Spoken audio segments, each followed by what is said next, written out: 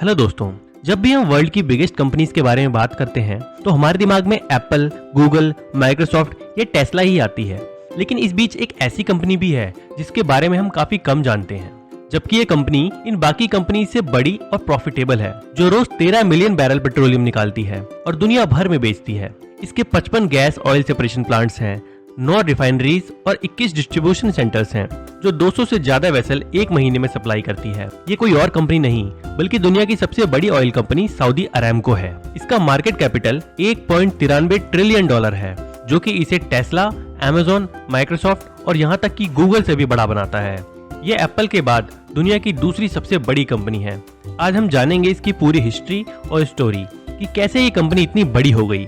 कहानी शुरू होती है जब 1930 में सऊदी अरेबिया के राजा इब्न सऊद ने दुनिया भर की कंपनीज को इनवाइट किया कि हमारे देश में आकर तेल खोजो और निकालो, क्योंकि उस वक्त सऊदी के पास ना तो इतना पैसा था और ना ही इतने रिसोर्सेज कि जिससे वो ऑयल खोज पाए या निकालने का सेटअप लगा पाए। और इसी तरह 1933 में अमेरिका की एक company standard oil of California यानी सोकल को ये ऑयल एक्सट्रैक्शन की डील मिली। सोकल ने 3 साल तक सऊदी में तेल खोजा, लेकिन कोई सफलता नहीं मिली। तब अमेरिका की एक और ऑयल कंपनी टेक्सास ने भी 50% हिस्सेदारी के साथ सोकल के साथ मिलकर तेल खोजना शुरू किया। इन्होंने कई जगह वेल्स यानी कुएं खोदे और आखिरकार 1938 में जाकर इन्हें ईस्ट सऊदी के दहरान में वेल नंबर 7 से क्रूड ऑयल मिला, वो भी बहुत बड़ी मात्रा में। बहुत जल्द ही इन्होंने ऑयल निकालने का सेटअप तैयार कर दिया और एक दिन में 4000 बैरल क्रूड ऑयल निकालने लगे, जिसके बाद पाइपलाइन बनाने की शुरुआत हुई ताकि वहीं से पाइप के जरिए ऑयल को पोर्ट तक ले जाया जा सके और वहां से शिप के द्वारा दूसरे देशों को भेजा जा सके। 1939 में सोकल का एक टैंकर शिप डीजी स्कोफील्ड ने रास तनूरा पोर्ट पे पहला ऑयल शिपमेंट भरा और वहां से दूसरे देशों तक जाने के लिए रवाना हुआ। 1944 में इन अमेरिकन ऑयल कंपनीज और सऊदी अरेबिया के टाई अप कंपनी का नाम अरामको रखा गया, यानी अरेबियन अमेरिकन ऑयल कंपनी, और ये तेल बेचने का सिलसिला यहाँ से शुरू हुआ। जिस देश के पास अब तक बेचने के लिए कुछ भी नहीं था, अब उसके पास वो चीज आ गई जो दुनिया में हर देश चाहता था। 1948 में अमेरिका की एक company standard oil of new Jersey ने अरामको के 30% और सोकोनी वैक्यूम ने 10% स्टेक्स खरीद लिए और बाकी के 30% स्टेक्स सोकल और टेक्सास के ही थे। यानी ओरिजिनली सऊदी के पास अरामको की 0% ओनरशिप थी, उन्हें बस इसके थोड़े से प्रॉफिट्स का हिस्सा मिलना था। सऊदी के राजा को ये बात पसंद नहीं आ रही थी कि ज्यादातर प्रॉफिट अमेरिकन कंपनीज ले जा रही हैं और उन्हें बस बचा कुचा हिस्सा ही मिल रहा है। वो कुछ बोल भी नहीं सकते थे क्योंकि उनके पास ओनरशिप नहीं थी। फिर उन्होंने अरामको को पब्लिक करने की धमकी दी, यानी इसको शेयर मार्केट में लाने की। इससे अमेरिकन कंपनीज की ओनरशिप कम हो जाती, जिससे डर के अमेरिकन कंपनीज ने इन्हें 50-50 प्रॉफिट की हिस्सेदारी दे दी। जैसे जैसे टाइम बीतता गया, अमेरिकन कंपनीज वहाँ और भी कई मिनरल्स खोजती गयी। 1970 तक अरामको की तेल की डिमांड पूरे वर्ल्ड में हो गई और ये कंपनी प्रॉफिट पे प्रॉफिट कमाने लगी। उस समय अमेरिका में टेक्सास कंपनी सबसे ज्यादा तेल निकालती और प्रोड्यूस करती थी और अमेरिका उसी से तेल खरीदता था। लेकिन 1970 तक टेक्सास कंपनी में फाइनेंशियल प्रॉब्लम होने लगी और उसने ऑयल निकालना ना के बराबर कर दिया। यूएसए में उस वक्त तेल की डिमांड बहुत थी, जिसे पूरा करने के लिए उन्हें अरामको के पास आना पड़ा। 1972 में जहां अरामको का production 5.4 million barrel per day था, वो 1973 में बढ़कर 8.4 मिलियन बैरल पर डे हो गया। उस साल इन्होंने आरएस तनूरा से 1 बिलियन बैरल तेल की शिपमेंट भेजी थी। सऊदी अरेबिया को पता लग गया था कि ऑयल की डिमांड बहुत ज्यादा बड़ी है और इसके कस्टमर कभी कम नहीं होने वाले। उनके पास 50% प्रॉफिट शेयर तो था ही, बट ओनरशिप अभी भी नहीं थी, इसीलिए वो और ज्यादा चाहते थे। अब आगे की कहानी बहुत इंटरेस्टिंग है। सऊदी अरेबिया के अरामको पर कंट्रोल पाने और अरामको के इतने बड़े होने के 2 सबसे बड़े वजह हैं और वो दोनों वजह वॉर यानी युद्ध ही हैं। अब मैं आपको इन दोनों वॉर की कहानी बताता हूँ।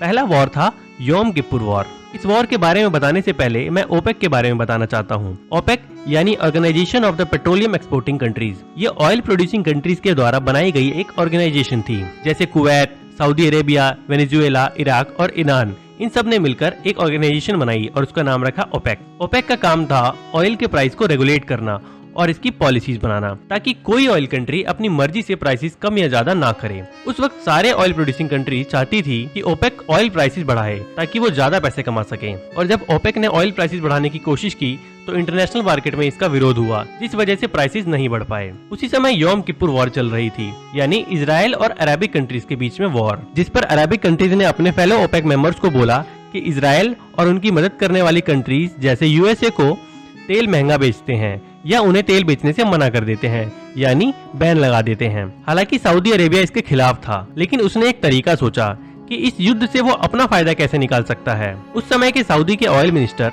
अहमद जाकी यमानी ने कहा, अगर इजराइल युद्ध रोक देगा और यूएसए इसकी गारंटी ले लेगा तो वो ये बैन हटवा देंगे, जिसका फायदा भी हुआ क्योंकि इस बैन की वजह से यूएसए में तेल के दाम बहुत ज्यादा बढ़ गए थे। और इसी अफरा तफरी में सऊदी अरेबिया ने अपना मेन मकसद पूरा किया। उन्होंने अरामको के 25% स्टेक खरीदने की डील कर ली। इनका ये मास्टर स्ट्रोक था क्योंकि अब ये एक अमेरिकन कंपनी से सऊदी कंट्रोल्ड कंपनी बन गई। और उसी के अगले साल इन्होंने एक डील और की और अरामको के 35% स्टेक्स और ले लिए, यानी अब 60% ओनरशिप सऊदी की हो गई। और 1976 में इन्होंने पूरे 100% ओनरशिप की डील कर ली और इसी तरह अरामको कंपनी पूरी तरह से सऊदी अरेबिया की हो गई, जिसकी वजह से इनकी ओपेक में बहुत अच्छी पकड़ बन गई थी। और अब अरामको कंपनी पूरे वर्ल्ड में अपना मार्केट फैलाने लगी और नए मार्केट जैसे चाइना, कनाडा, इंडिया में भी ऑयल बेचने लगी। अली अल नैमी अरामको के पहले सऊदी सीईओ बने।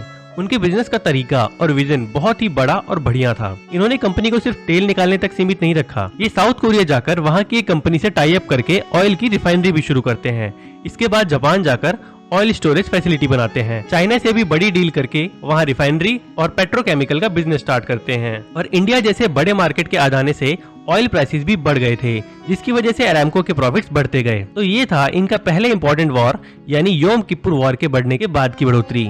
अब आते हैं दूसरे वॉर पे, जो है पर्शियन गल्फ वॉर। जब इराक ने कुवैत पर हमला कर दिया था और काफी जगह पे कब्जा भी कर लिया था, जिसके रिस्पॉन्स में यूएस समेत कई देशों ने इराक पर हमला किया और उसे बर्बाद कर दिया। इराक पर कई सैंक्शंस लग गए और अब इराक का तेल कोई नहीं खरीद सकता था। मार्केट का इतना बड़ा ऑयल सप्लायर इराक पे बैन लगने से मार्केट के दूसरे बड़े सप्लायर सऊदी अरामको को इससे सबसे ज्यादा फायदा हुआ। इनका सबसे बड़ा कंपटीशन ही खत्म हो गया और इसी तरह इनके तेल की डिमांड आसमान छूने लगी, जिसकी वजह से ये और extra 4.8 million barrels per day और निकालने लगे। और एशियन मार्केट में इनकी अच्छी पकड़ होने की वजह से कंपनी की सेल और प्रॉफिट्स बढ़ते गए। इसके बाद से अब तक अरामको ने कभी पीछे मुड़ के नहीं देखा। हालांकि बाद में यूएसए में भी बहुत बड़े तेल के सोर्सेज मिले और यूएसए भी एक बहुत बड़ा ऑयल सप्लायर बन गया है, पर इससे अरामको को ज्यादा फर्क नहीं पड़ा क्योंकि ऑयल की डिमांड डे बाय डे बढ़ती जा रही है। 2019 में अरामको ने कंपनी का 5% हिस्सा पब्लिक किया, यानी इसके आईपीओ निकाले, जिससे इन्होंने $25.6 बिलियन रेज किए, जो इसे अब तक का सबसे बड़ा आईपीओ बनाता है। आज सऊदी अरामको की वैल्यूएशन दुनिया में दूसरे नंबर पे है। एप्पल के बाद अरामको $1.93 ट्रिलियन के साथ दुनिया की सबसे बड़ी कंपनी है। तो ये थी कहानी सऊदी अरामको की। आज ये वीडियो यहीं खत्म करते हैं। आई होप आपको ये वीडियो अच्छी लगी होगी। ऐसे और वीडियो देखने के लिए हमारे चैनल को सब्सक्राइब जरूर कर लें और वीडियो को लाइक करना ना भूलें। Thank you.